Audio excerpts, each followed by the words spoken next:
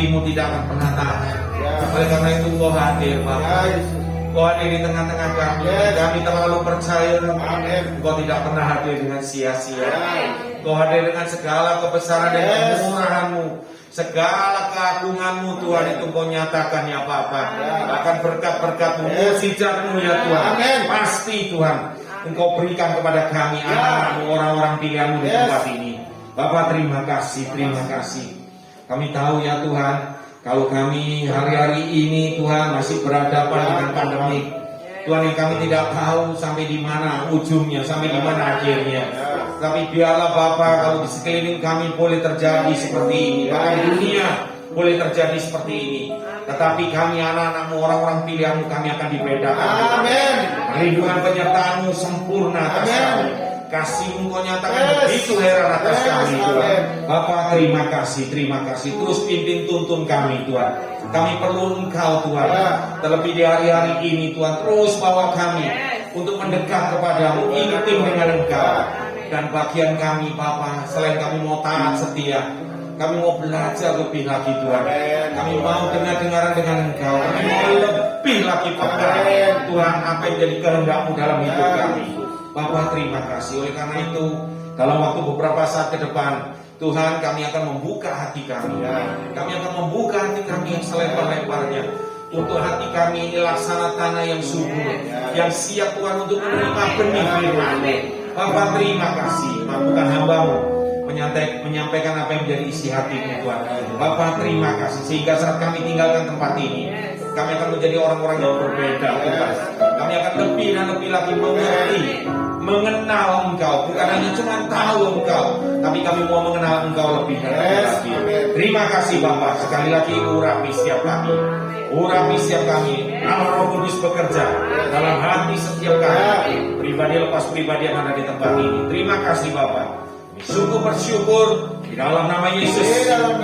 Kita semua yang siap mendengar firman Tuhan sama-sama katakan amin. Haleluya. Mari kita berdiri yang berdoa. Terima kasih. Luar biasa. Mana tadi anak-anak muda tadi? Wah, luar biasa. Nyambung ya, nyambung banget. Kalau kita berbicara tentang tadi pujian tadi, ya. Haleluya. Ya, anak-anak boleh ya, silakan. Ya. Saudaraku yang terkasih, kita mau belajar firman Tuhan ya, ya pagi hari ini ya.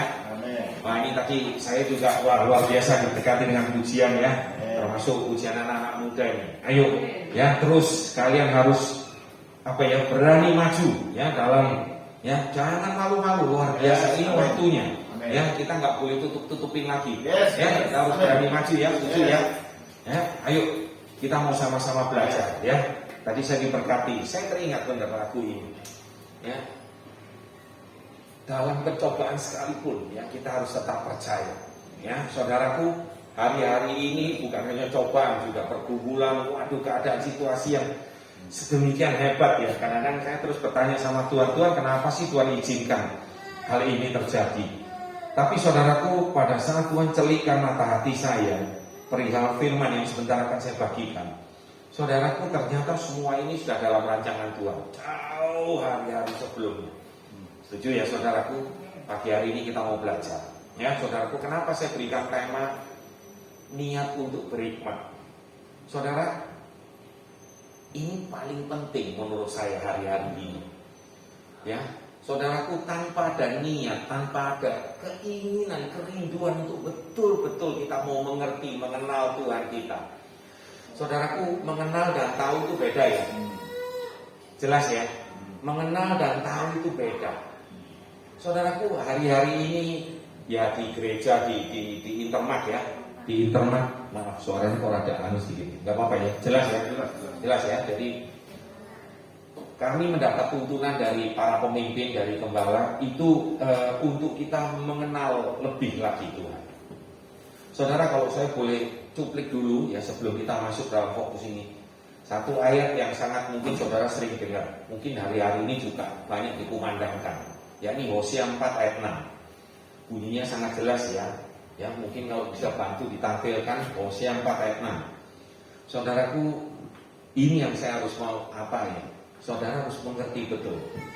Ya, perhatikan, saya bacakan ya. Umatku binasa. Saudaraku, nggak enak ini dengarnya, betul? Umatku binasa. Saudaraku bukan orang di luar sana loh.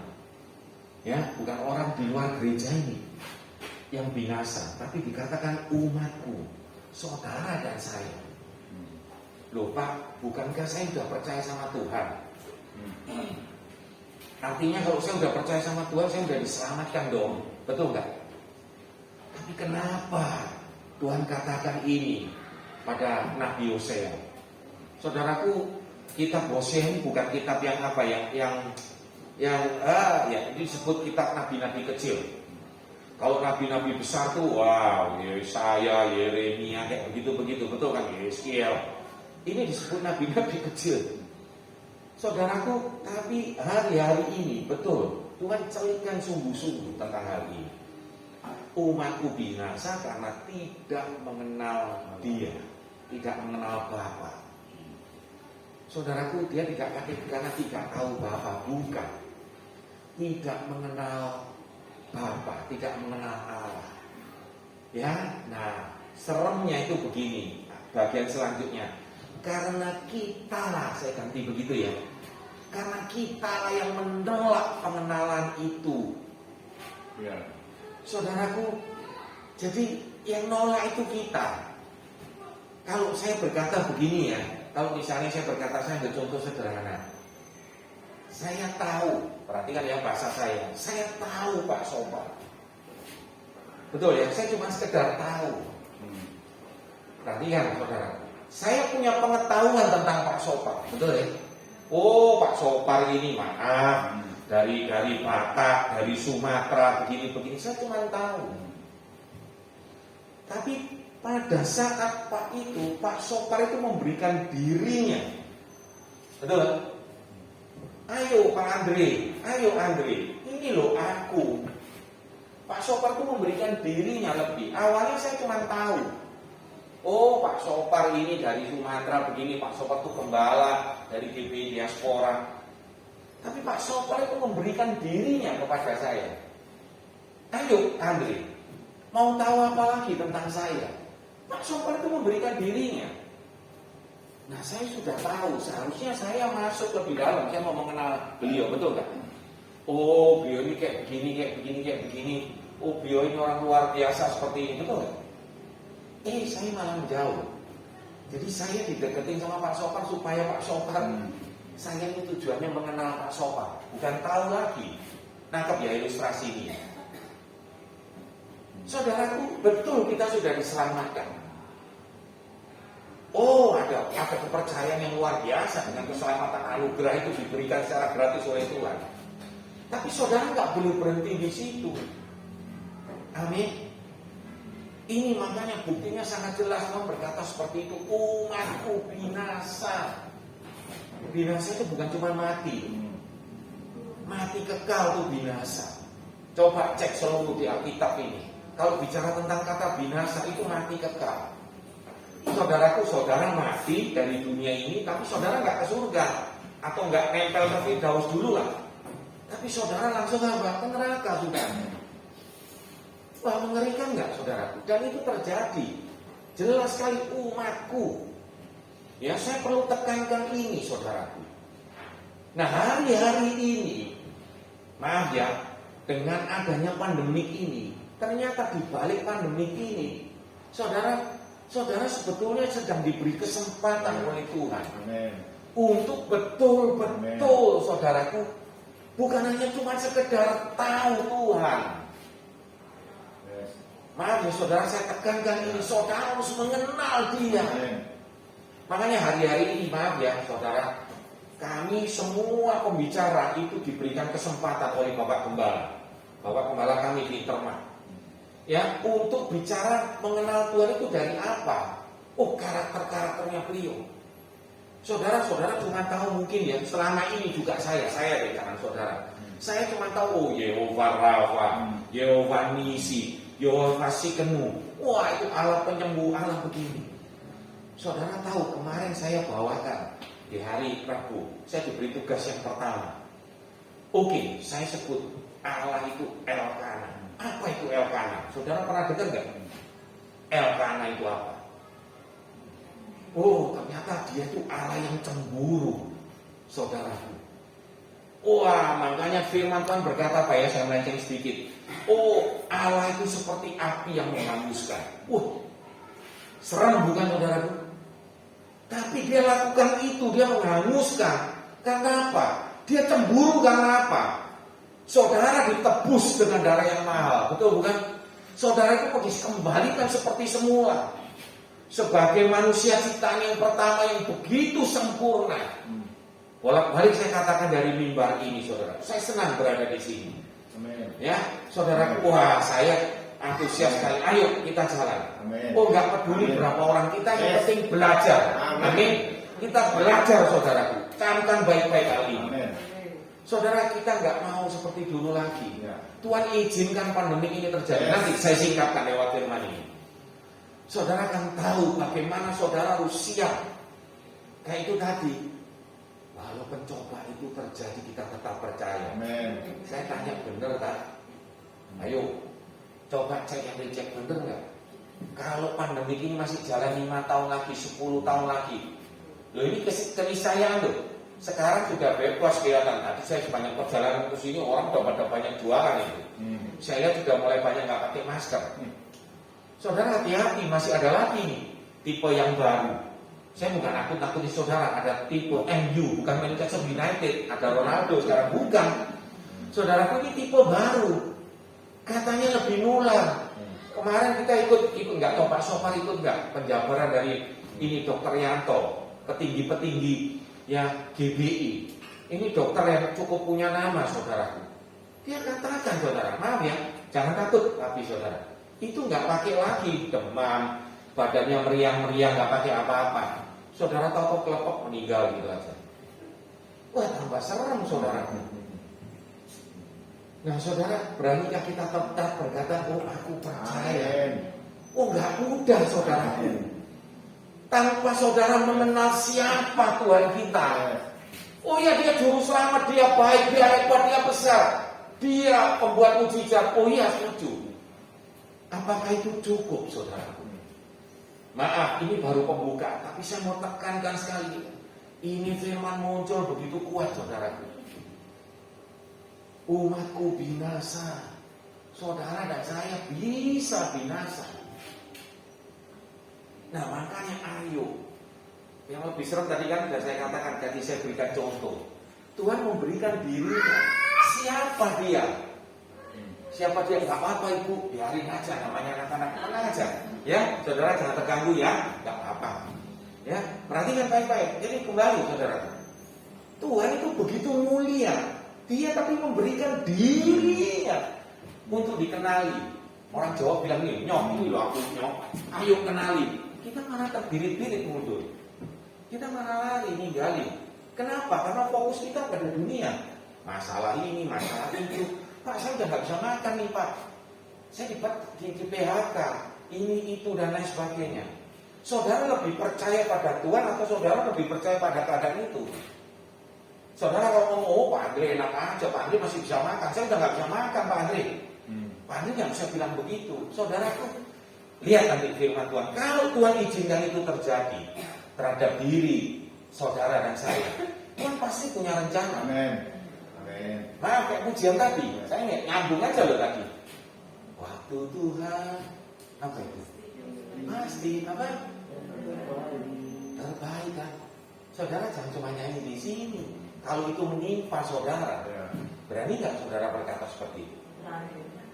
Benar kan? Ya, saudaraku siap. Terlebih lagi saudara diminta jadi contoh. Saudaraku, kalau saudara adalah duta besarnya Tuhan, katakan amin. Saudara ini orang-orang dipilih. Ingat kan berapa kali saya juga mengajarkan di sini. Bukan kamu yang memilih aku. Yohanes 15 berkata begitu, bukan? Tetapi aku yang memilih kamu. Supaya kau apa? Pergi dan berbuah. Buahnya apa? Tetap. Betul nggak, saudara?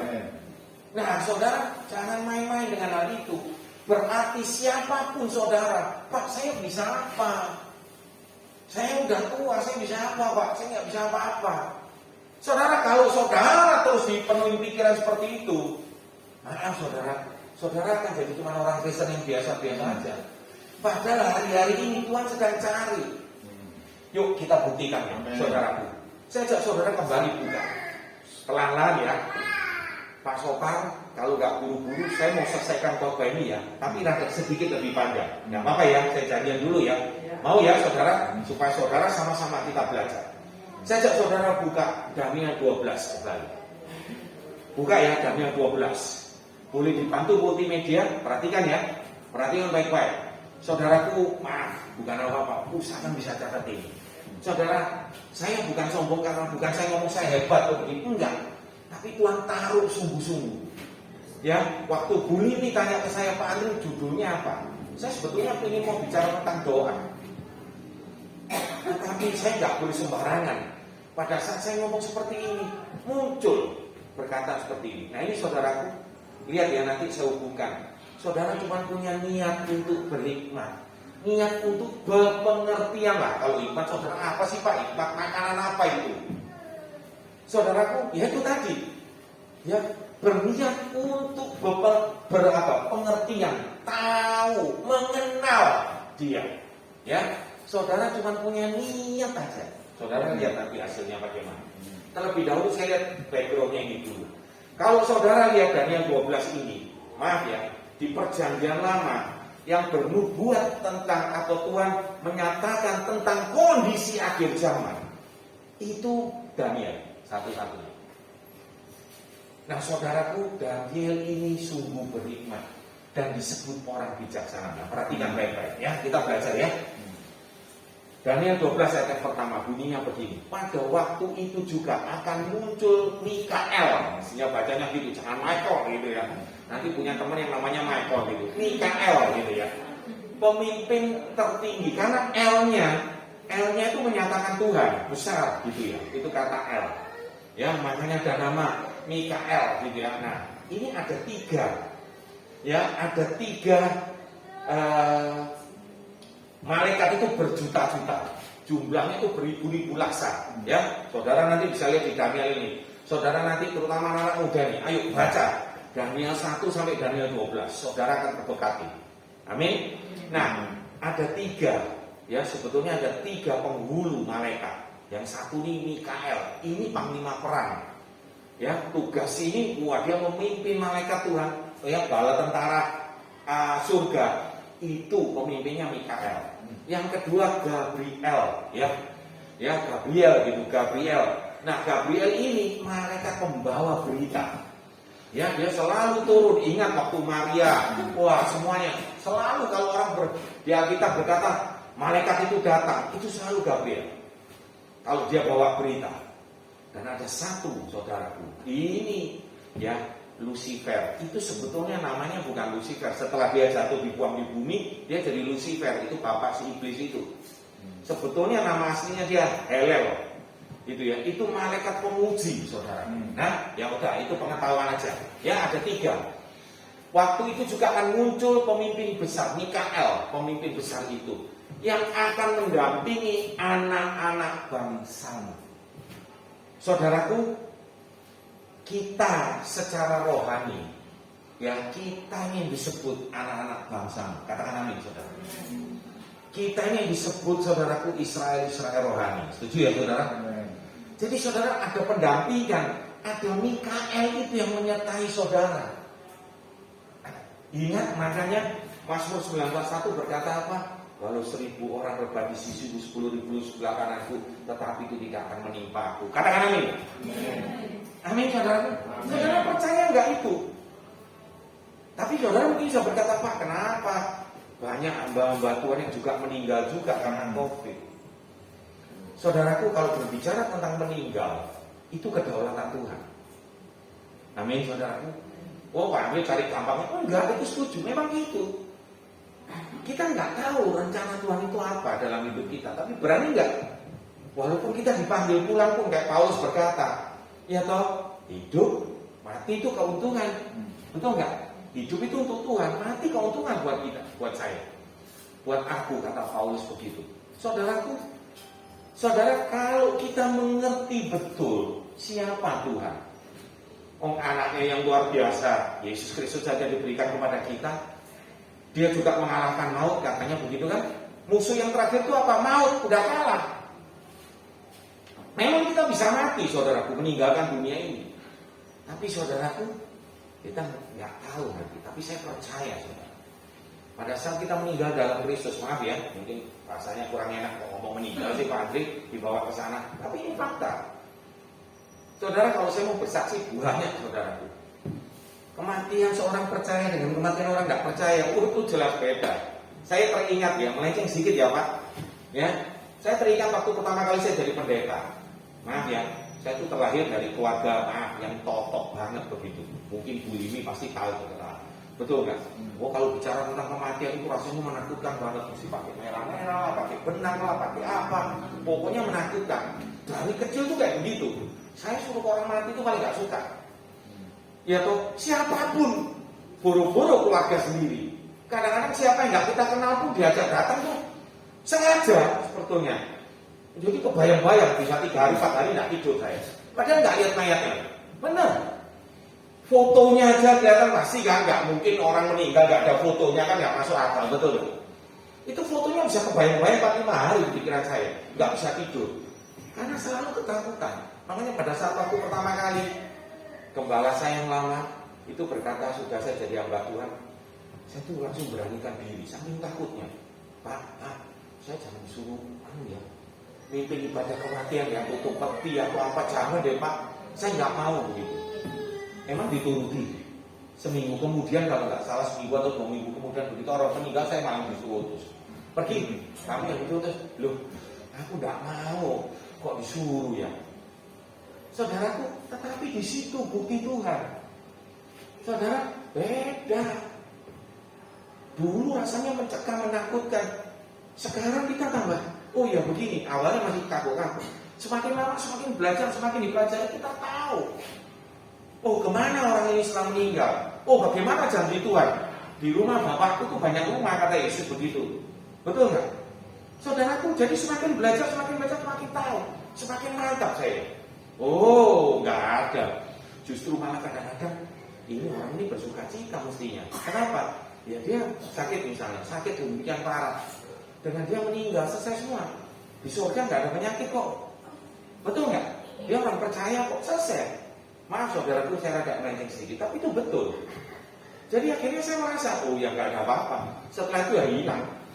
Mau tidur ya tidur, nggak ada masalah. Nggak ada lagi kebayang-bayang begitu. Oh dikira saudara, oh itu kebiasaan aja Pak Andi. Enggak. Sesungguhnya Tuhan betul-betul nyatakan dirinya. Saudaraku, amin ya. Saudara, saya agak melenceng sedikit. Balik sekarang ke sini. Perhatikan.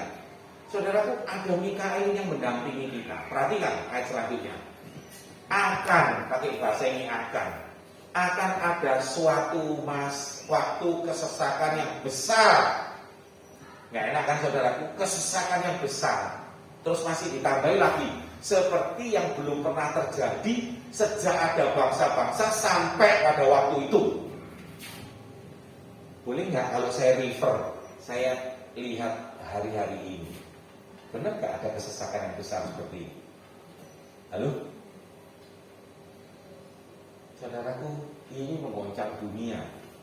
Covid ini, pandemi ini merubah semua tatanan ekonomi, moral, sosial, semua yang berubah. Betul nggak? Saudaraku, kalau saya ditanya beberapa orang, Pak, ini mau dibawa kemana dunia ini? Saya kayak orang Jawa, saya jawabnya, bu, nggak tahu. Saya bilang begitu, udah terserah Tuhan aja. Betul nggak?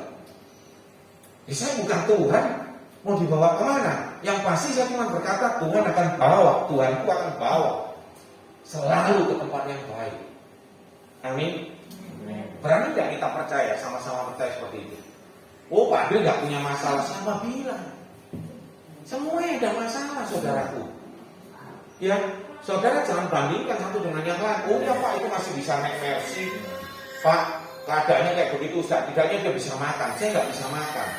Saudara mungkin dia bisa makan, makannya masih enak 3 kali sehari, makannya enak, tapi dia punya masalah yang lain. Bagaimana dia jalankan 10.000, dia punya karyawan 10.000, bagaimana dia bisa jalankan itu? Gak tahu saudara, betul nggak? Makanya ada peribahasa dunia kan selalu saya katakan, ada rumput tetangga selalu lebih hijau. Karena lihatnya dari jauh saudaraku. Coba saudara deketin, ternyata rumputnya rumput plastik, betul nggak? Hijau terus, begitu saudara angkat dalamnya ularnya lebih gede-gede lagi, betul nggak? Saudara, selalu kita lihat kayak begitu. Jadi perhatikan saudaraku, benar nggak? Akan ada, jangan pakai kata akan lagi, sudah ada sekarang ini. Waktu kesesakan yang besar, seperti yang belum pernah terjadi sejak ada bangsa-bangsa sampai pada waktu ini, betul nggak saudara? Oh Pak, dibandingkan dengan flu Spanyol, saudara tahu ya? Saudara kalau search di Google, oh flu Spanyol yang di awal abad yang lalu, 1900 sekian. Oh yang mati 5 juta Pak. Saudaraku, ini hari-harinya mati udah banyak. Dan ini nggak tahu endingnya kapan, betul nggak? Nah saudara, kesesakan ini betul-betul terjadi. Perhatikan. Tetapi pada waktu itu saudara dan saya akan terluput, katakan amin. Yang akan terluput, yakni barang siapa yang didapati namanya tertulis dalam kitab itu. Kitabnya Kainul besar. Saudaraku, cuma ada 2 kitab di dalam Alkitab. Satu tentang kita ya, orang-orang percaya. Satu kitab peringatan, yang kedua kitab kehidupan. Udahlah, kitab peringatan ini jarang kita angkat. Tapi yang namanya kitab kehidupan, perhatikan saudaraku. Begitu saudara berkata, aku percaya Yesus Tuhan dan Juru Selamatku. Saudaraku, saudara punya iman percaya, dan kemudian Matius 16 menuliskan ini. Barang siapa percaya dan dibaptis, saudaraku, dia tidak akan menerima hukuman. Betul nggak? Tetapi barang siapa percaya, tidak percaya ya berarti nggak mungkin dibaptis, betul nggak? Betul nggak saudara? Ya, jadi siapa yang percaya dan dibaptis. Jadi ada 2. Bagi saudara yang saat ini belum baptis, cepat segera baptis. Amin. Ya, baptis air. Ya, sudah saudaraku, itu 2. Nah, saudara-saudara kan tercantum di kitab kehidupan ini. Aman, sudah saudara, betul selamat. Tapi perhatikan, boleh dibantu saya ke ayat 2. Ya, dibantu ya ke ayat 2. Saudara perhatikan baik-baik ya di sini. Nah ini bicara tentang orang meninggal tadi. Dan banyak dari antara orang yang telah tidur dalam debu tanah, artinya udah mati ya, akan bangun. Tapi perhatikan, sebagian untuk mendapatkan hidup yang kekal, yakni orang yang tercantum di kitab kehidupan. Sebagian untuk mengalami kehinaan dan kengerian yang kekal. Jelas ya, siapa yang tidak percaya, udah tempatnya itu kehinaan dan kengerian yang kekal, yaitu binasa. Perhatikan ayat ketiga, tolong ya ini enak deh kalau ada yang minta ya, saudara bisa lihat ya. Dan orang-orang, perhatikan, dan orang-orang bijaksana akan bercahaya seperti cahaya cakrawala. Ya, amin. Mau tetap jadi orang bijaksana? Amin ya. Nah, saudara siap nggak 3 hal ini? Yang pertama saya bahas sedikit ya, dari bahasa aslinya. Disucikan itu dari kata barat. Ya, saudara, mungkin dari kata itu. Nah, artinya apa, saudara? Saudara sudah dipilih. Ya, tadi sudah saya sampaikan seperti Yohanes 15 ayat 16 kalau tidak salah. Bunyinya seperti itu. Bukan kamu yang memilih aku, kata Tuhan.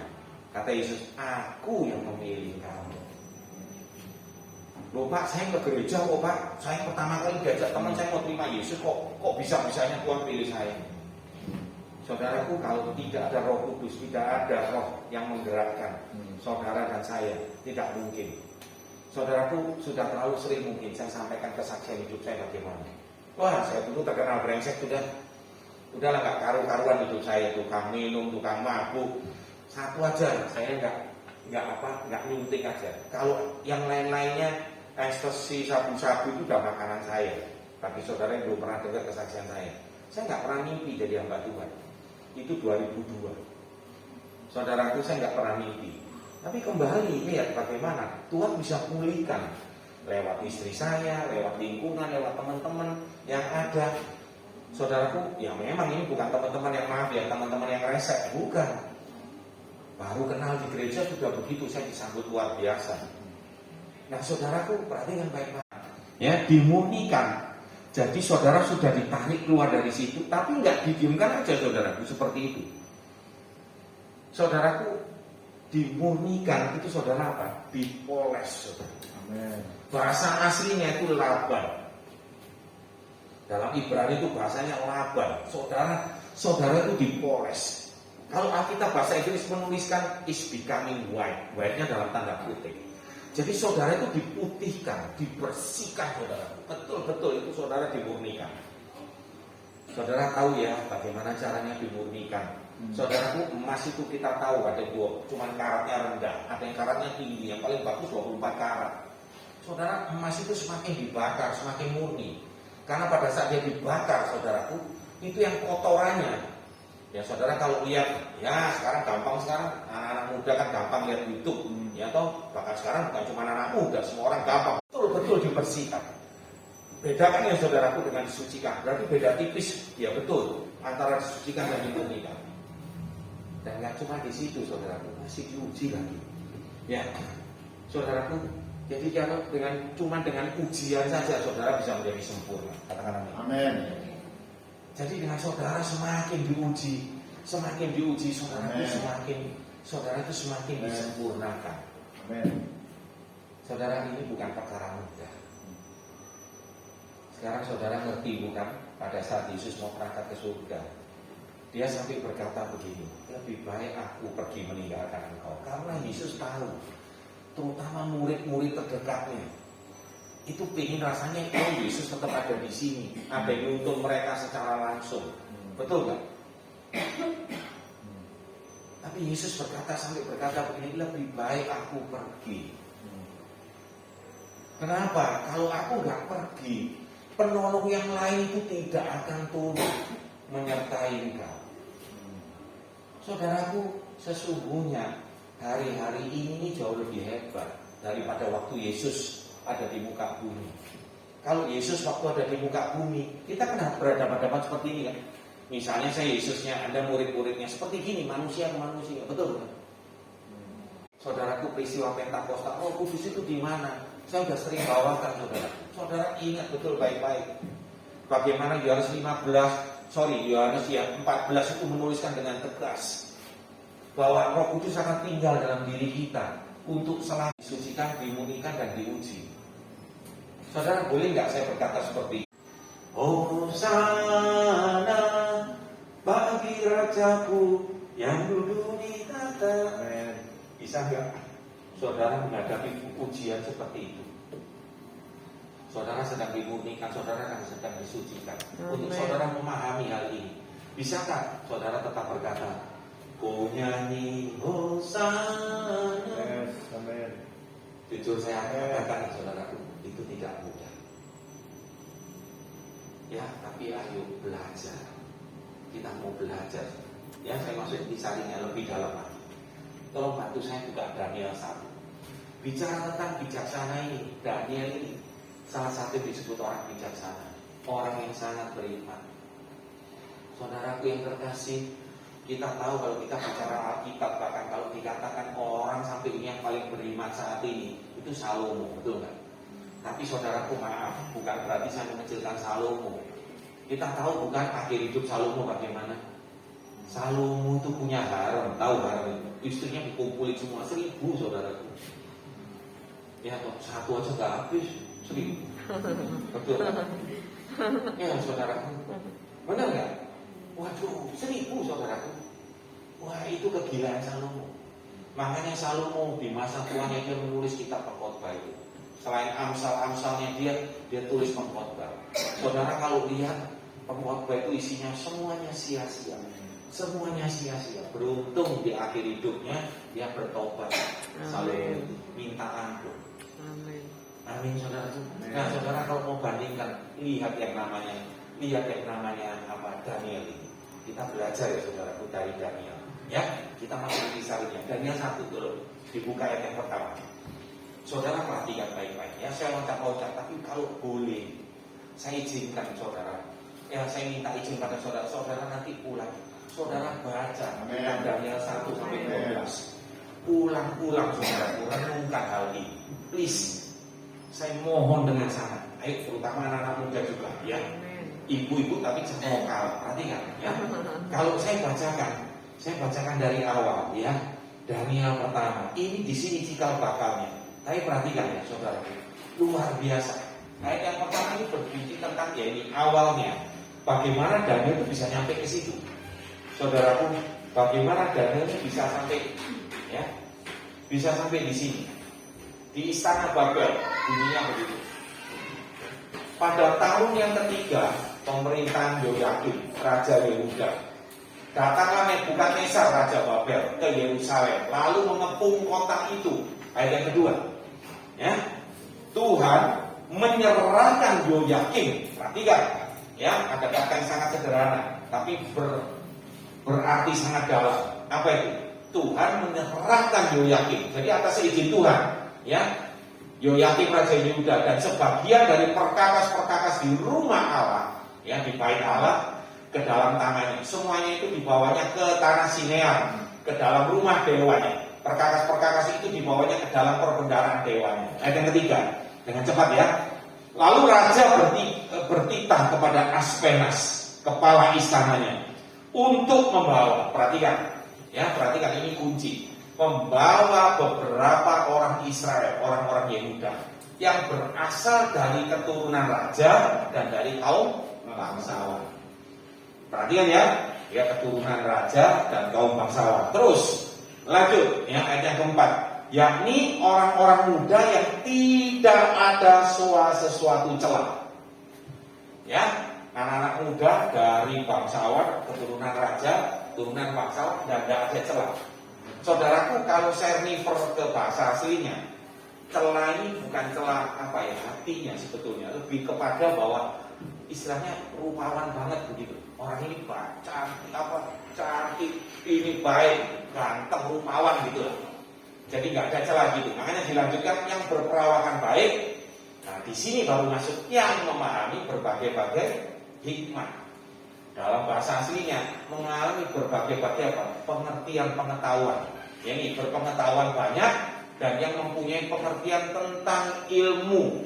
Ya, saudaraku, waktu itu sih ilmu yang paling banyak itu ilmu perbintangan, ilmu filsafat dan lain sebagainya. Ya, yakni orang-orang yang cakap. Ya, dianggap gitu, satu kata paling gampang, cakap. Yakni orang untuk bekerja dalam istana raja supaya mereka diajarkan tulisan dan bahasa orang pasti. Jadi ceritanya, singkat cerita, Nebukadnezar itu mengalahkan Yehuda. Akhirnya orang-orang ini dibawa ke sini. Ini orang-orang pilihan tentunya, betul bukan? Saudaraku seperti saudara dan saya. Tuhan tidak pernah salah pilih, setuju ya? Saudara, Pak, saya nggak secakap itu, Pak. Saya bukan anak raja, saya bukan ini. Ini kan gambaran, saudara. Justru saudara dan saya ini anak raja. Amin. Kita ini anak Kristus. Amin. Nah, saudara perhatikan ayat yang kelima. Terus ya, saya baca. Dan raja menetapkan, perhatikan.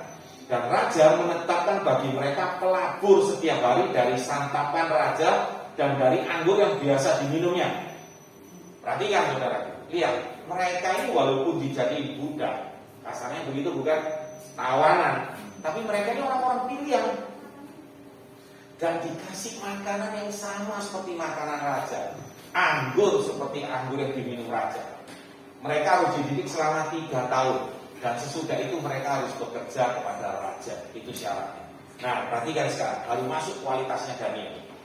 Ayat ke-6, di antara mereka ada juga beberapa orang Yehuda, ya, yakni Daniel, ya, Hanaya, Misael dan Asaria. Nah, ayat 7, pemimpin pegawai istana itu memberi nama lain kepada mereka.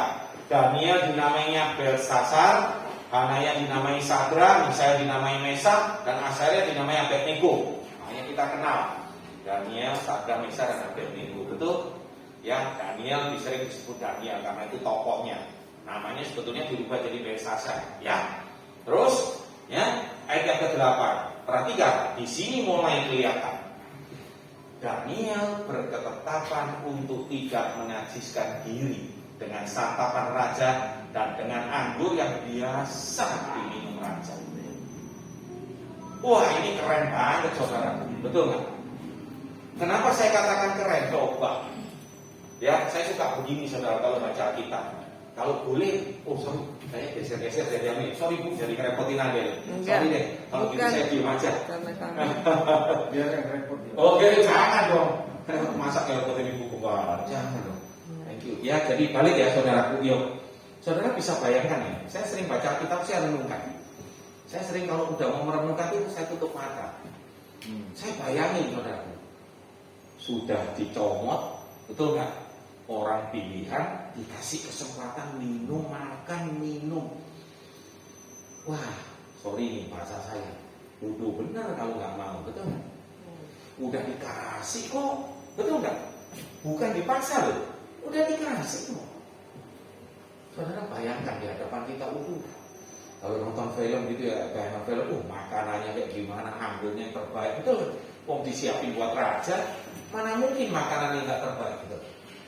Tapi perhatikan satu kata di sini, Daniel berketetapan untuk tidak menajiskan dirinya. Saya sebetulnya kurang setuju dengan kenapa sih kok najis dengan itu? Saya baca iman saudara, banyak kan, hari-hari ini kita diajar juga jaga makanan kita. Ya kan, ini yang bersisik, ikan yang nggak bersisik jangan dimakan. Siapa di sini yang suka lele? Saya dulu hobi saudaraku makan lele, tapi begitu dibaca kayak begini, ya nggak bersisik itu, jangan dimakan. Saya bilang gitu, iya. Sama juga dengan binatang. Binatang kalau yang kaki tunggal itu oke.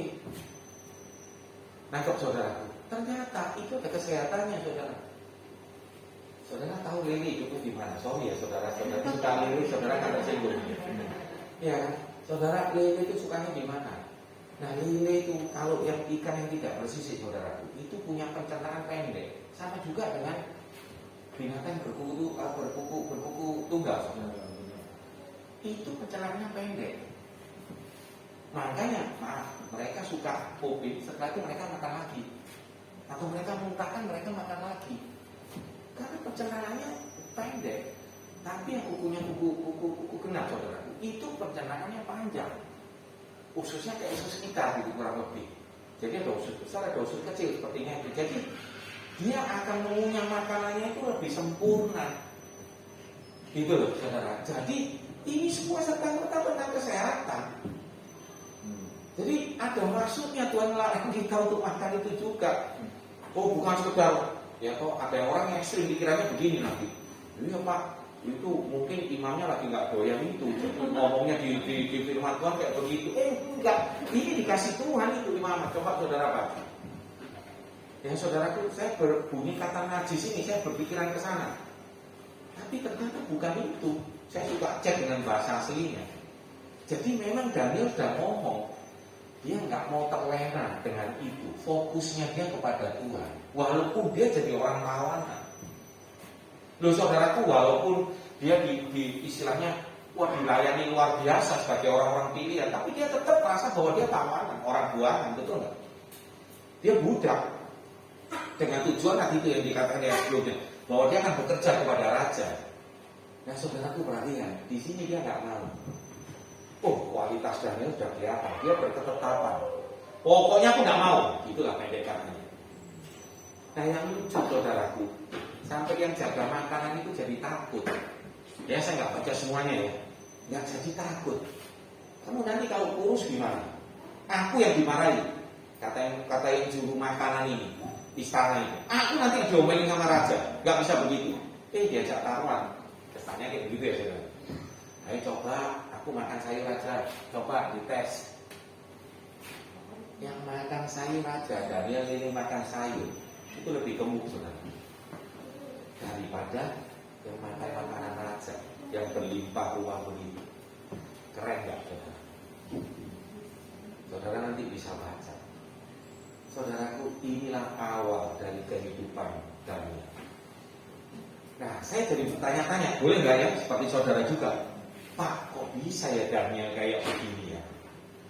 Kok bisa Daniel ini kayak begini? Yuk kita lihat lagi yang lain saudara. Ya, kita lihat lagi bagaimana kualitas. Ya nanti makanya saudara baca Daniel 2 itu saudara bicara bagaimana. Wah, Nebukadnezar bermimpi. Saudara tahu ya, bermimpi. Terus dia bermimpi minta diartikan, tapi tanpa cerita mimpinya apa. Ini orang gila, betul nggak? Betul nggak? Ayo saudara bisa nggak? Tolong Bu, artikan mimpi saya. Mimpinya apa Pak Andri? Tahu sendiri lah. Kamu kalau nggak tahu tak bunuh kamu. Loh benar itu Nebukadnezar. Lihat ayat yang kedua. Apa pasal yang kedua? Saudara lihat semua ini nanti. Saudara baca ya, supaya ngirit waktu ya. Saudara gila. Benar nggak? Sampai ada yang berani akhirnya orang-orang bijaksana ahli nujum semua yang ada di negaranya itu, yang ada di Babel. Nah, saudaraku pada saat itu Babel ini itu satu kerajaan yang luar biasa. Boleh dibilang hampir seluruh bumi itu dikuasai oleh Babel. Raja Nebukadnezar ini. Jadi saudara bisa bayangkan, raja mimpi minta diartikan tanpa mau cerita. Kamu kalau orang hebat kamu pasti tahu. Kalau sampai nggak tahu tak bunuh semua kamu sama anak-anakmu semua. Waduh. Nah begitu didengar sama Daniel, saudaraku, Daniel panggil, udah yang disuruh bunuh kepala istana ini udah jangan, aku yang maju. Ceritanya begitu ya. Oke, ceritain kayak begini. Itu ada patung, kepalanya emas, ini tubuhnya dari tembaga, oh kakinya dari besi, ada dari tanah liat. Diceritain semua. Pengomong rajanya. Dari situ dia bilang, wah Tuhan yang disembah boleh. Karena Daniel ngomong, bukan karena aku, itu Tuhan itu yang ngasih hikmat. Saudara lihat, cuma dari satu berketetapan aja. Apa betul cuma dengan berketetapan dia nggak mau menajiskan diri? Sebetulnya Daniel bukan cuma untuk makanan, saudara. Dia walaupun ditinggalkan, ada dewa-dewa dan lain sebagainya, dia tidak pernah menajiskan dirinya. Saudaraku, aplikasinya terhadap saudara dan saya hari-hari ini. Saudaraku, saya tadi sambung ya dengan arti kata Elkana, Allah yang cemburu. Saudara dan saya diinginkan begitu luar biasanya, sampai dia cemburu, jadi api yang menghanguskan. Kesannya dia kejam. Tapi tidak, Tuhan itu penuh kasih. Setuju saudara? Saudara dirindukan sedemikian rupa, saudara. Saudara jangan kalah dengan sekeliling kita. Saudara, hari-hari ini saya cuma ingat satu yang dikatakan oleh Pak Stephen Gembala, yang gembala kami. Apa yang saudara pegang erat-erat itu akan jadi Tuhan saudara. Maaf, jangan ada yang tersinggung di sini. Apa yang saudara pegang erat-erat? Ada orang yang pegang harta sedemikian luar biasa. Ada contohnya bukan di Alkitab, anak muda itu katakan, guru apa yang harus aku lakukan? Oh lakukan ini, sudah semua. Dia mau nabur, melakukannya sudah semua. Maka dia katakan satu, jual semuanya, ikut aku. Loyal, anak muda ini. Betul nggak saudara? Saudara mungkin kalau berkata Pak Andri, kalau itu terjadi sama Pak Andri bisa nggak? Memang nggak mudah saudara. Tapi kembali, kita harus betul-betul apa yang dipegang. Maaf, jangan tersinggung ya di sini. Ada yang juga begitu. Ada yang mau gebu-gebu pelayanan, minta anak. Tahu-tahu begitu anak nggak pelayanan lagi. Saudaraku, bukan berarti saudara lebih pentingkan pelayanan daripada anak. Bukan, jangan salah ngerti. Makanya kita perlu hikmah. Oh betul, saya setuju. Ada mau contohnya, lihat aja Abraham punya anak Ishak, betul nggak? Abraham sama Sarah. Aduh, Abraham sama Sarah usianya 100 tahun. Baru lihat 100 tahun, 99 betul tepatnya. Abraham punya anak, dikasih anak. Makanya disebut ketawa kan. Arti anak Ishak itu artinya ketawa. Karena dua-duanya bukan cuma Sarah yang ketawa. Abraham juga ketawa. Gua sudah pakai begini. Emang masih birahi? Emang masih bisa? Betul kan? Nah saudaraku perhatikan. Tapi pada saat Tuhan minta, korbankan anaknya, nggak pakai babi ibu dan dibawa Abraham. Pak, apa bisa seperti itu? Bisa tuh Abraham. Kalau terjadi sama Pak Andri gimana? Saudara, tidak ada yang mudah, saya percaya itu. Tapi kembali saudara, apa yang kita pegang kokoh, itu akan menjadi Tuhan saudara. Amin. Harta bisa, anak-anak bisa, maaf, gowes daripada khotbah di sini. Saya begini.